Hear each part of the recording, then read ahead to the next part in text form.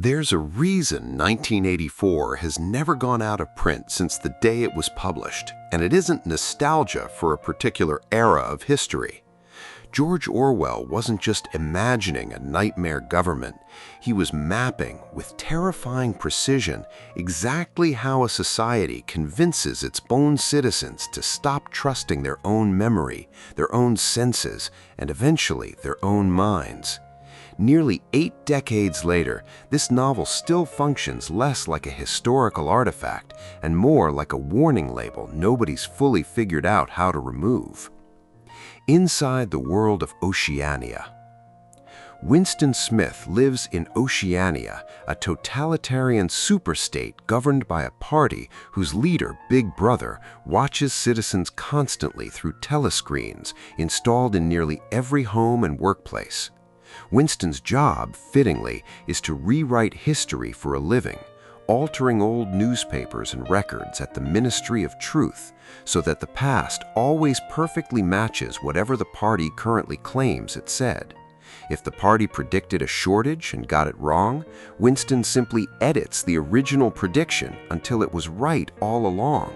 Nothing false ever technically existed because nothing is allowed to contradict the present.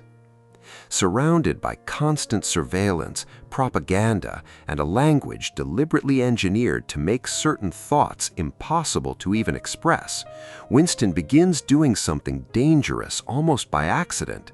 He starts to think for himself, then to write his private thoughts down, then to fall in love with a woman named Julia in secret.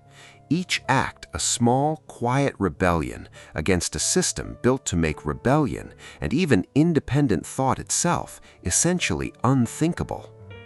How the party actually controls reality. Orwell's genius in this novel isn't imagining tanks in the streets or soldiers kicking down doors, though those exist too. It's showing us something subtler and far more effective: total control over information itself.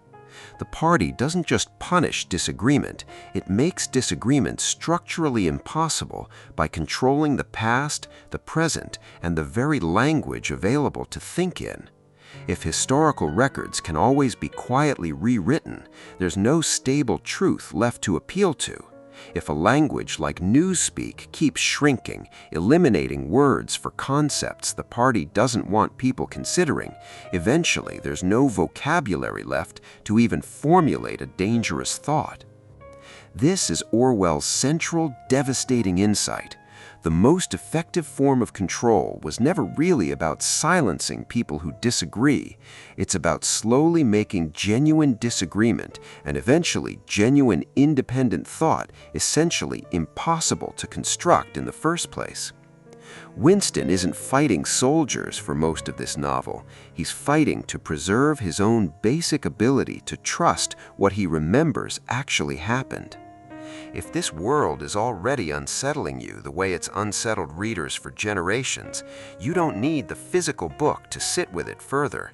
You can listen to 1984 as an audiobook through Amazon Audible, at work, in the car, or in any of those moments in your day when actually sitting down to read isn't realistic.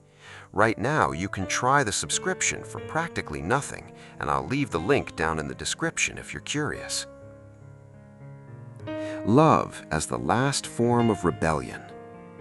Winston and Julia's relationship is never really framed as a grand political alliance. Julia isn't especially interested in ideology, in overthrowing the party on principle, or in Winston's careful theorizing about how the system works. She simply wants pleasure, privacy, a few stolen hours where she belongs entirely to herself, unwatched. And that turns out to be exactly why their relationship terrifies the party as much as any organized resistance could. Orwell is making a quietly radical argument here that intimacy, privacy, and simple physical pleasure themselves are forms of rebellion in a system built on total visibility and total control. A regime that demands access to every thought and every relationship cannot tolerate even a small private room where two people simply choose each other unmonitored. Winston and Julia aren't plotting a revolution in that rented room above the shop. They're just trying to have something the party hasn't touched. And the novel treats that small human desire as dangerous precisely because it is. What Room 101 really proves. When Winston and Julia are finally captured, the novel's most disturbing sequence isn't physical torture, even though there's plenty of that. It's Room 101, where the party doesn't simply punish Winston, but works to locate and exploit his single deepest fear, breaking him from the inside until he willingly betrays the one thing he swore he never would, his love for Julia. By the novel's final pages, Winston isn't merely defeated, he's been hollowed out and refilled with something the party finds far more useful than his death: genuine, uncoerced devotion to the very system that destroyed him. This is Orwell's bleakest and most important lesson, and it's precisely why this novel still unsettles readers who've never lived under anything resembling Oceania. Room 101 isn't really about rats, or pain, or Winston specifically. It's a demonstration that any human being, pushed to a precisely enough point, can be made to betray what they love most, and even come to believe they wanted to all along.